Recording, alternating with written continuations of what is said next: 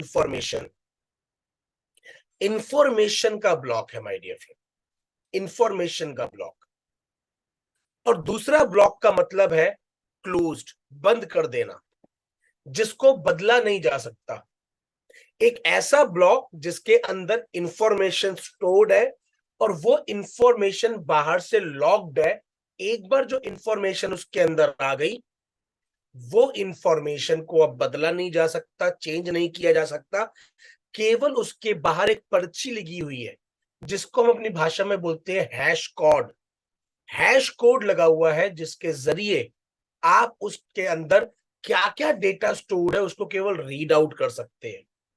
वो एक read only file है, उसको बदला नहीं जा सकता।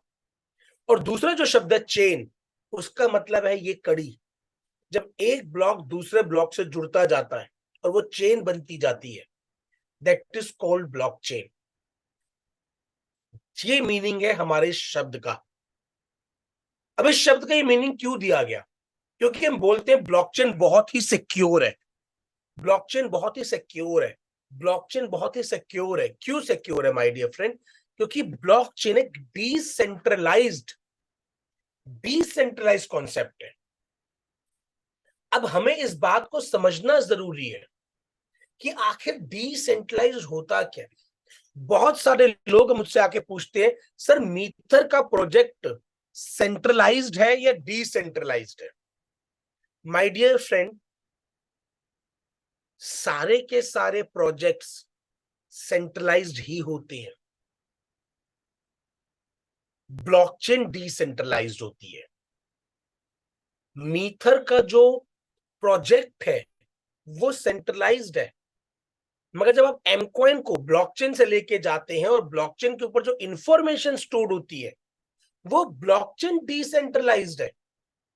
डिसेंट्रलाइज शब्द ब्लॉकचेन के साथ जुड़ा हुआ है, टेक्नोलॉजी के साथ जुड़ा हुआ है, ना कि कंपनी से। इथेरियम की भी ब्लॉकचेन डिसेंट्रलाइज्ड है, but Ethereum as a project decentralised नहीं है। इथेरियम का भी एक ओनर है। बिनांस की ब्लॉकचेन डिसेंट्रलाइज्ड है, बट बिनांस का एक्सचेंज डिसेंट्रलाइज्ड नहीं है। Binance as an organisation decentralised नहीं है, उसका भी ऑनर है, पर उसकी ब्लॉकचेन डिसेंट्रलाइज्ड है।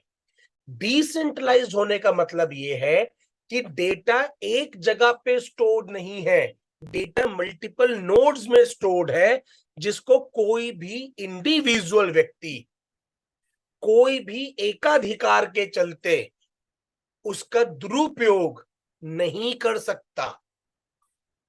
तो इस बात को समझना बहुत ज्यादा जरूरी है कि ब्लॉकचेन डिसेंट्रलाइज्ड होती है। अब ब्लॉकचेन डिसेंट्रलाइज का मतलब क्या है? कि उसका डेटा मल्टीपल जगह पे स्टोर्ड है, पर क्या उसका कोई एकाधिकार हो सकता है? क्या एक व्यक्ति का उस ब्लॉकचेन पे अधिकार हो सकता है? द आंसर इज यस, पर हम इसको आगे समझेंगे वो कैसे है। तो हाउ ब्लॉकचेन वर्क्स, जब एक इंफॉर्मेशन ब्लॉकचेन में डाली जाती है तो उसका एक टाइमिंग होता है कि कितने समय तक वो ब्लॉक ओपन रहेगा। जैसे बिटकॉइन का है 4 सेकंड का, हमारा है 16 सेकंड का।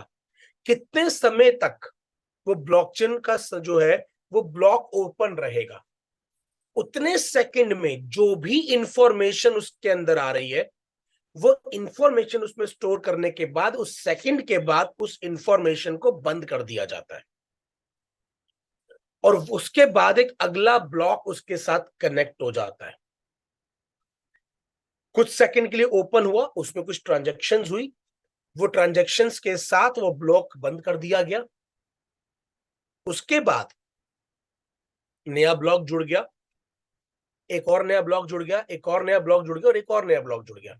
ऐसे करते करते ब्लॉक्स जुड़ते जाते हैं और उनकी चेन बढ़ती जाती है, तभी ये बनता है ब्लॉक और चेन। मगर ये जो चेन बनी हुई है ना, ये लॉक्ड होती है, ये ताला लगा हुआ है इसके ऊपर, और उसके बाद इसकी चाबी समुद्र में फेंक दी जाती है। अब इसको कोई खोल नहीं सकता।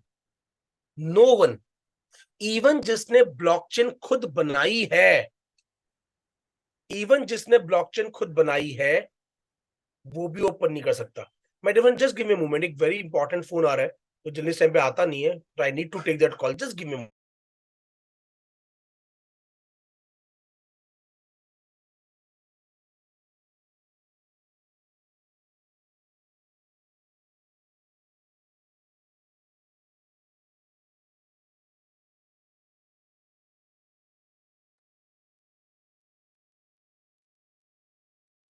तो माय डियर फ्रेंड, वो जो ब्लॉकचेन है वो लॉक्ड है।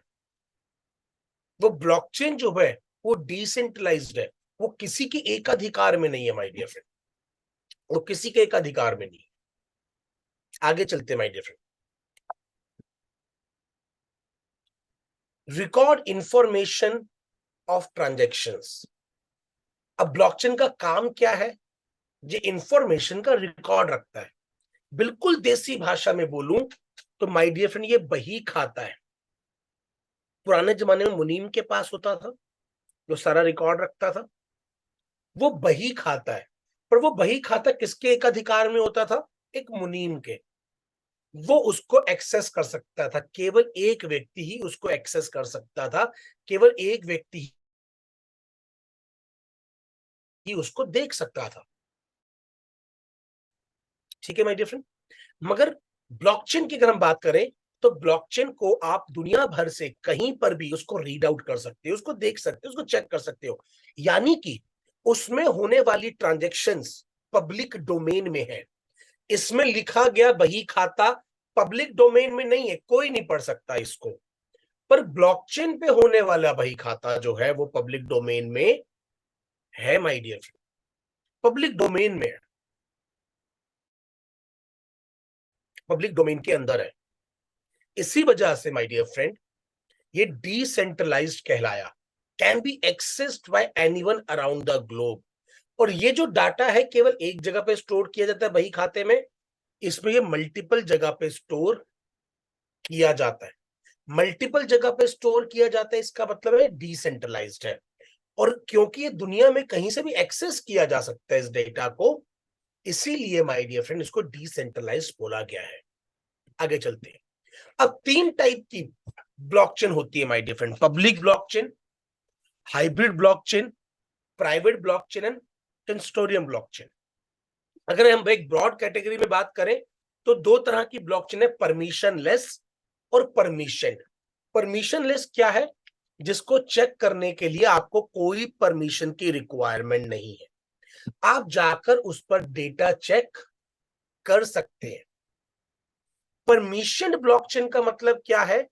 जिसका डेटा चेक करने के लिए आपको परमिशन की रिक्वायरमेंट होगी।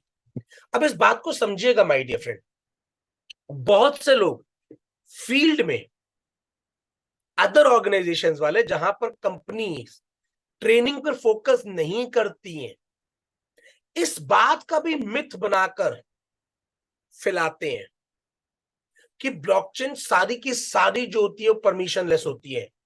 नहीं माय डियर फ्रेंड, नहीं, ऐसा बिल्कुल भी नहीं है, ऐसा बिल्कुल नहीं है। परमिशनलेस और परमिशन दो टाइप की ब्लॉकचेन होती हैं। जो परमिशनलेस है उन्हें बोला जाता है पब्लिक ब्लॉकचेन। पर माय डियर फ्रेंड आने वाले टाइम पर सारे के सारे बैंक्स अपना डेटा ब्लॉकचेन पे स्टोर करने वाले हैं। वो पब्लिक ब्लॉकचेन नहीं होगी, वो परमिशन ब्लॉकचेन आएगी। किसके अंदर? कंस्टोरियम के अंदर। कंस्टोरियम मतलब कंट्रोल्ड बाय अ ग्रुप। 10 बैंकों ने मिलकर एक ब्लॉकचेन बनाई और अपने अपने बैंक का डेटा उस पर डाल दिया।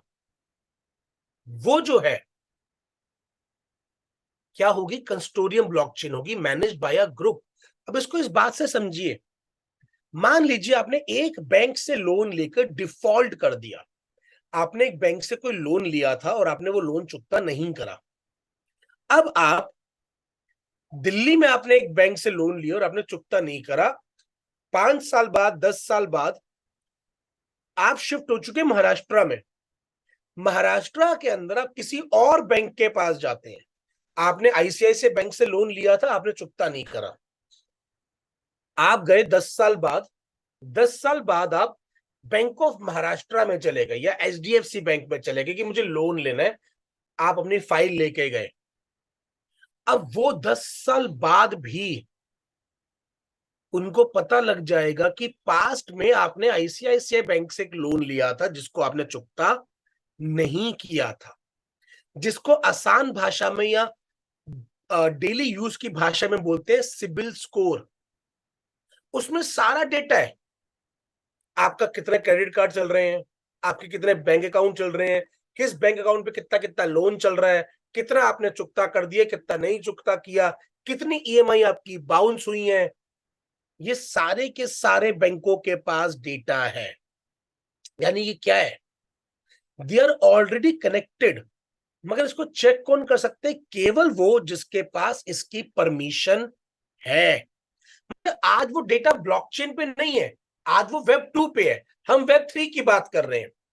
आज वो इंटरनेट पे स्टोर्ड है, इंटरनेट के माध्यम से स्टोर्ड है, उसको भी कहीं ना कहीं दुनिया भर से एक्सेस किया जा सकता है, मगर वो ब्लॉकचेन पे नहीं है। यानी कि उसको हैक करना आसान है, उसको हैक करना आसान है माय डियर फ्रेंड। अभी पीछे एम्स का डेटा, एम्स जो हिंदुस्तान का एक बहुत बड़ा हॉस्पिटल है, एम्स का डेटा, पेशेंट्स का डेटा हैक किया गया और बदले में क्या मांगा गया, बिटकॉइन मांगा गया कि आप पेमेंट क्या करें, बिटकॉइन में करें। माय डियर फ्रेंड, बहुत सारे फ्रॉड्स भी इस पे चल रहे हैं।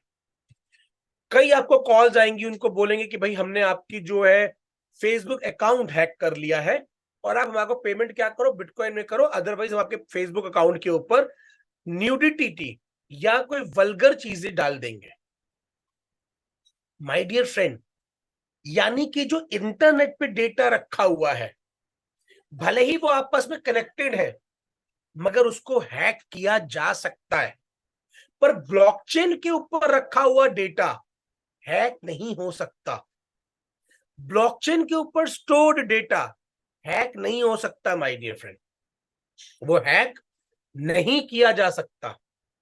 इसीलिए ब्लॉकचेन जो है वो इंटरनेट से नेक्स्ट लेवल ऑफ टेक्नोलॉजी है और इसीलिए हमारी इंडस्ट्री को वेब 3 बोला जा रहा है। पहला था वेब 1, अभी जो करंट फेज चल रहा है वो है वेब 2 और जो भविष्य आएगा वो होगा वेब 3। तो ब्लॉकचेन ज्यादा सेफ है, ज्यादा सिक्योर्ड है, दैट्स इट। मगर उसके अंदर भी परमिशन होंगी और परमिशन लेस होंगी। जो पब्लिक है, जैसे बिटकॉइन की जो ब्लॉकचेन है वो पब्लिक है, आप जाके ट्रांजेक्शन देख लो, आप देख सकते हैं। मगर उसके अंदर भी क्या है, सेंडर और रिसीवर की आइडेंटिटी हिडन है। आप केवल ट्रांजेक्शन देख सकते हो कि क्या जेन्युइनली सामने वाले ने आपको ट्रांजेक्शन भेजी है या नहीं भेजी, आप जाके ट्रांजेक्शन चेक कर सकते हो, बट आइडेंटिटी नहीं पता कि उस एड्रेस के पीछे की आइडेंटिटी किसकी है। परमिशन वाले के अंदर आप बिना परमिशन के ब्लॉकचेन पे होने वाले ट्रांजैक्शन को भी चेक नहीं कर पाएंगे, वो केवल वही चेक कर पाएगा जिसके पास उसकी परमिशन है। ओनली प्राइवेट होगी जो कि एक सिंगल एंटिटी होल्ड करेगी। फॉर एग्जांपल रिलायंस ने अपना सारा का सारा डेटा रिलायंस पेट्रोलियम वाले ने ब्लॉकचेन पे डाल दिया कि भाई हमारा कोई डेटा हैक ना कर ले, तो उन्होंने ब्लॉकचेन पे डाल दिया, ठीक है जी। तो वो किसकी है ब्लॉकचेन, वो रिलायंस की ब्लॉकचेन है, वो प्राइवेट है। सभी बैंकों ने मिलकर बना ली तो कंसोर्टियम है क्योंकि एक ग्रुप ने बनाया है, या रिलायंस ने और टाटा ने मिलकर अपना आपस में बना लिया भाई, तो वो भी क्या है, वो एक ग्रुप ने बनाया है। हाइब्रिड क्या है, जिसका कुछ पार्ट परमिशन लेस होगा और कुछ पार्ट परमिशन होगा। यानी कि कुछ ऐसा डेटा होगा जो पब्लिक डोमेन में अवेलेबल है जिसको आप जाके चेक कर सकते हो। For example different different universities ने अपनी ब्लॉकचेन बनाई और उन्होंने भाई एडमिशन का क्या प्रोसेस है, किस जगह पे कितना एडमिशन हो सकता है, कितनी सीट्स वैकेंट है, वो सारा डाटा ब्लॉकचेन पे डाला हुआ है ताकि कोई हैक ना कर पाए और उसको कोई भी व्यक्ति कहीं से भी चेक कर सकता है। तो वो क्या है, वो उतना पार्ट पब्लिक है। बट इंटरनल जो उनका चीजें चल रही हैं कि किस एम्प्लॉय को कितनी सैलरी जानी है, वो भी उनका ब्लॉकचेन के ऊपर है। कौन सा एम्प्लॉय किस कैटेगरी से बिलोंग कर रहा है, वो भी उनका इंटरनल है। वो कोई और चेक नहीं कर सकता।